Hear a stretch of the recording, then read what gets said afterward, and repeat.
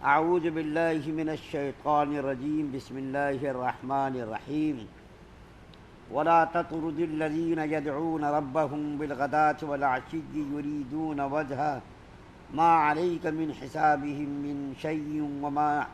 وما من حسابک علیہم من شیء فتطردهم فتکون من الظالمین۔ اور ان لوگوں کو نہ نکالیے جو صبح و شام اپنے پروردگار کی عبادت کرتے ہیں، جس سے خاص اس کی رضامندی کا قصد رکھتے ہیں، ان کا حساب ذرا بھی آپ سے متعلق اور آپ کا حساب ذرا بھی ان سے متعلق نہیں کہ آپ ان کو نکال دیں، ورنہ آپ نامناسب کام کرنے والوں میں ہو جائیں گے۔ سورہ انعام کی آیت نمبر 52 آپ کے سامنے پڑھی گئی ہے۔ اس آیت کریمہ کا ایک خاص واقعہ ذکر کیا گیا ہے جس کو شان نزول کہتے ہیں، یعنی اس آیت کریمہ کے نازل ہونے کا سبب کیا ہوا، وجہ کیا ہوئی۔ تو اس کا واقعہ یہ ہے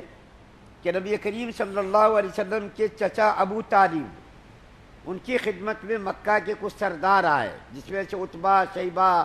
ربیعہ وغیرہ جو مکہ کے مشہور لوگ تھے، نبی کریم صلی اللہ علیہ وسلم کے چچا کے پاس آئے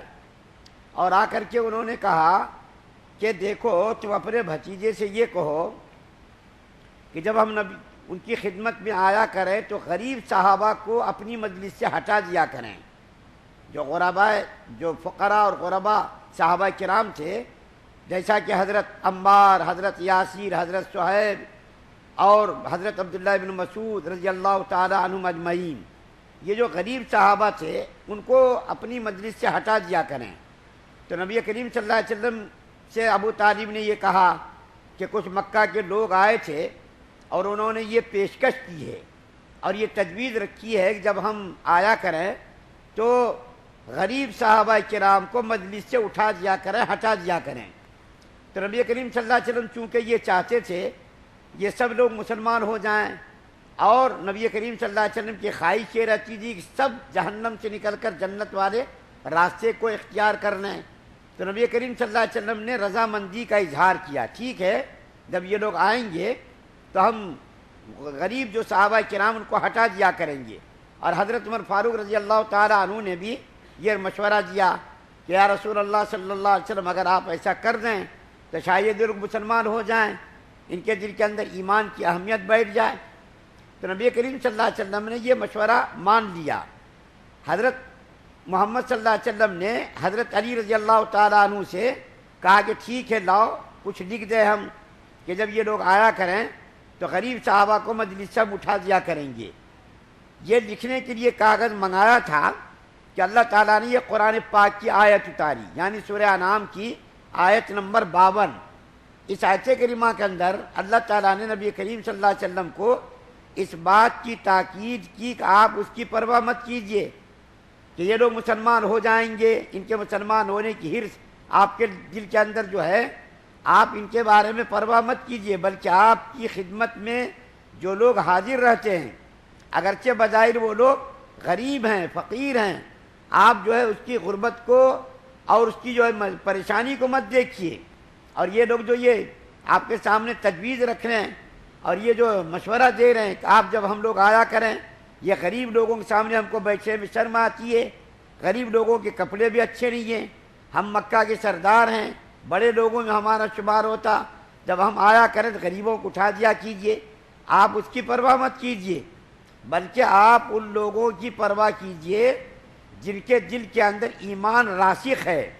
جنہوں نے ایمان کے لیے بڑی بڑی قربانیاں دی ہیں۔ حضرت بلال، حضرت یاسر، حضرت عمار، حضرت صہیب، حضرت خباب، حضرت عبداللہ بن مسعود رضی اللہ تعالی عنہم اجمعین، یہ وہ لوگ تھے جنہوں نے اسلام کے لیے بڑی قربانیاں دی۔ اس میں بہت سارے لوگ غلام تھے، تو مکہ کے لوگوں کا یہ کہنا تھا یہ تو غلام رہ چکے ہیں، یہ یا تو ہمارے غلام ہیں یا تو ان کو ہم نے آزاد کر دیا، ان کے سامنے بیٹھتے ہوئے ہم کو شرم آتی ہے، ان کے اچھے کپڑے بھی نہیں ہیں، ان کے پاس کھانے کا سامان بھی نہیں ہے، تو ان کو ہم ہمارے سامنے مت بٹھایا کیجئے۔ تو نبی کریم صلی اللہ علیہ وسلم کو اللہ تعالیٰ نے تاکید کی کہ یہ لوگ جنہوں نے غربت کے باوجود، پریشانی کے باوجود ایمان کا دامن نہیں چھوڑا، ایمان کے اوپر یہ مستقیم رہے، ایمان کے اوپر قائم رہے، ایمان کے لیے انہوں نے بڑی بڑی قربانیاں دی، اپنی جان کا نذرانہ انہوں نے پیش کیا، تپتی ہوئی ریت پر انہوں نے ان کو کفار مکہ تپتی ہوئی ریت پر لٹا دیتے تھے، ان کی چھاتی پر چٹان رکھ دیا کرتے تھے، اور رات میں ان کو زنجیروں میں باندھ کر ان کو مارا جاتا تھا، پیٹا جاتا تھا۔ تو انہوں نے دین کے لیے قربانیاں دی ہیں، آپ ان کو مت چھوڑیے۔ اس آیت کریمہ کے اندر اللہ تعالیٰ یہ بتانا چاہتے ہیں کہ اللہ کی نظر میں محبوبیت اور مقبولیت کی علامت دولت نہیں ہے۔ پہلے نبیوں کے ساتھ بھی یہی معاملہ ہوا۔ حضرت نوح علیہ السلام کی قوم کہتی تھی کہ آپ ان کو اپنی مجلس میں بیٹھاتے، ان کی موجودگی میں ہم کیسا بیٹھ سکتے؟ یہ تو بالکل غریب ہیں، فقیر ہیں، ان کو ہم ان کے سامنے کیسا بیٹھ سکتے؟ تو حضرت نوح علیہ السلام نے بھی ان کا جواب دیا تھا کہ بھائی ان کے دل کے اندر ایمان ہے، ان کی اہمیت ہے۔ تو پیسے والے ہو، مالدار ہو، لیڈر ہو، وہ اللہ کی نظر میں تمہاری لیڈری اور تمہاری دولت، تمہاری حکومت کی کوئی اہمیت نہیں۔ ایک مرتبہ نبی کریم صلی اللہ علیہ وسلم کے سامنے سے ایک بڑا آدمی گزرا، ایک آدمی پیسے والا جو دولت والا تھا، نبی کریم صلی اللہ علیہ وسلم کی خدمت صحابہ کرام بیٹھے ہوئے تھے اور ان کے سامنے سے ایک آدمی گزرا۔ تو اللہ کے رسول صلی اللہ علیہ وسلم نے پوچھا کہ بھئی اس آدمی کے بارے میں تمہارا کیا خیال ہے؟ تو صحابہ کرام نے کہا یا رسول اللہ یہ پیسے والے ہیں، سماج میں، معاشرے میں ان کی ایک اہمیت ہے اور ان کا ایک وزن ہے، اگر یہ کسی خاندان میں شادی کے لیے رشتے کا پیغام بھیج دیں تو اس کا رشتہ منظور ہو جائے، کسی کی سفارش کر دیں تو اس کی سفارش منظور ہو جائے، اس کے سفارش کو رد نہ کرے۔ اس کے بعد ذرا دیر کے بعد ایک غریب صحابی گزرے، تو اللہ کے رسول صلی اللہ علیہ وسلم نے پوچھا اس کے بارے میں تمہارا کیا خیال ہے؟ تو صحابہ کرام نے کہا یا رسول اللہ یہ صحابی بالکل غریب ہیں، پیسے کے اعتبار سے، دولت کے اعتبار سے بالکل یہ خالی ہیں، ان کے پاس کچھ بھی نہیں ہے، اگر یہ کسی خاندان میں شادی کے لیے رشتہ بھیج دیں تو اس کا رشتہ بھی منظور نہ ہو، اگر کسی جگہ یہ سفارش کے لیے کسی کی سفارش کر دیں تو اس کی سفارش بھی رد کر دی جائے۔ تو اللہ کے رسول صلی اللہ علیہ وسلم نے فرمایا خدا کی قسم پہلے آدمی سے ساری دنیا بھر جائے، پہلا جس کے بارے میں تم نے کہا پیسے والا ہے، حشمت والا ہے، جاہ والا ہے، عزت والا ہے، کہیں اگر شادی کا رشتہ بھیجے تو شادی کے لیے رشتہ منظور ہو جائے، سفارش کرے تو سفارش مقبول ہو جائے، ایسے آدمی سے اگر ساری دنیا بھر جائے تو اللہ کو اس کی کوئی پرواہ نہیں ہے۔ لیکن یہ صحابی جس کو تم نے غریب سمجھا، پیسے کے اعتبار سے سماج میں جو اس کا کوئی مقام نہیں، اللہ کے نظر میں اس کی زیادہ اہمیت ہے، اس کی زیادہ قیمت ہے۔ اللہ تعالیٰ خود فرماتے ہیں ان اکرمکم عند اللہ اتقاکم، کہ اللہ کی نظر میں پیسوں کی، دولت کی کوئی اہمیت نہیں، بلکہ اللہ کی نظر میں وہ زیادہ معزز ہے، وہ زیادہ مکرم ہے جو اللہ کی نظر میں زیادہ ڈرنے والا ہو، تقوی والا ہو۔ ایک مرتبہ حضرت ابو سفیان رضی اللہ تعالیٰ عنہ روم گئے تھے کاروبار کے لیے، یہ اس وقت مسلمان نہیں ہوئے تھے، تو روم کے بادشاہ کو اللہ کے رسول صلی اللہ علیہ وسلم نے دعوت اسلام پیش کی تھی، خط لکھا تھا ایران کے بادشاہ کے نام، روم کے بادشاہ کے نام، اور جو بڑے بڑے اس زمانے کے جو بادشاہ تھے ان تمام بادشاہوں کے نام خطوط لکھے تھے، اسلام کی دعوت ان کو دی گئی تھی۔ تو روم کے بادشاہ کو بھی خط لکھا گیا، تو انہوں نے خط پڑھا، خط کے اندر دیکھا کہ انہوں نے اس آدمی نے نبوت کا دعویٰ کیا اور مجھ کو دعوت اسلام دی ہے۔ تو پوچھا کہ بھئی مکہ کا کوئی آدمی یہاں ہے کیا؟ ہم ذرا اس آدمی کے بارے میں جنہوں نے نبوت کا دعویٰ کیا ہے اور جنہوں نے مجھ کو دعوت اسلام دی ہے اس کے بارے میں ذرا پوچھیں گے کہ وہ آدمی کیسا ہے۔ تو بتایا گیا کہ مکہ کا ایک آدمی جو نہایت ہی معزز اور بڑا آدمی ہے، حضرت ابو سفیان رضی اللہ تعالیٰ عنہ، یہ بعد میں مسلمان ہوئے تھے۔ حضرت ابو سفیان کے بارے میں بتایا گیا تو روم کے بادشاہ ہرقل نے کہا کہ اچھا ٹھیک ان کو بلاؤ۔ ان کو بلا کر کے ہرقل نے یہ کہا کہ میں تم سے کچھ سوالات کرنا چاہتا ہوں، تم صحیح صحیح جواب دینا، جھوٹ مت بولنا، اور اگر تم نے جھوٹ بولا یہ تمہارے آدمی تمہاری تکذیب کر دیں گے۔ اس زمانے میں کافر بھی جھوٹ بولنا پسند نہیں کرتے تھے۔ تو انہوں نے ایک سوال کیا، بہت سارے سوالات کیے جن میں سے صرف ایک سوال کا آپ کے سامنے ذکر کرتا ہوں۔ تو ہرقل نے سوال کیا کہ جس آدمی نے نبوت کا دعویٰ کیا ہے، یعنی نبی کریم صلی اللہ علیہ وسلم نے، اس آدمی کے ماننے والے زیادہ غریب ہیں یا امیر ہیں؟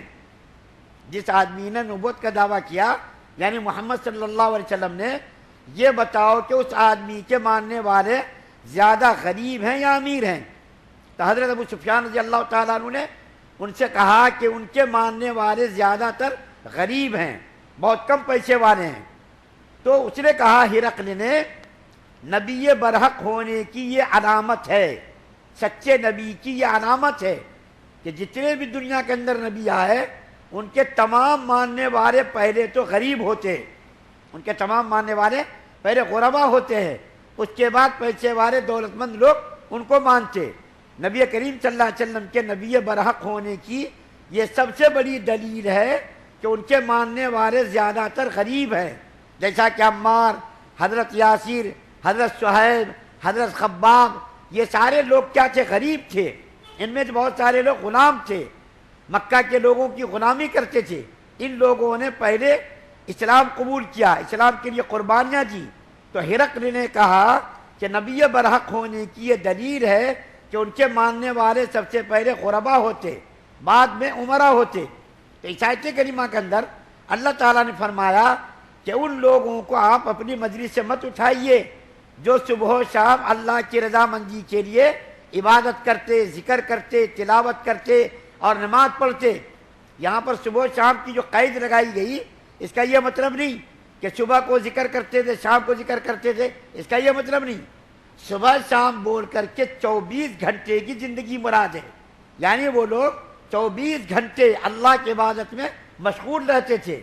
کسی وقت بھی اللہ کی یاد سے ان کا دل غافل نہیں ہوتا تھا۔ تو صبح اور شام جو کہا گیا، اس کا یہ مطلب نہیں کہ صبح کو ذکر کر لیا، صبح کو نماز پڑھ لی، شام کو نماز پڑھ لی، شام کو ذکر کر، یہ مطلب نہیں، بلکہ اس کا مطلب یہ ہے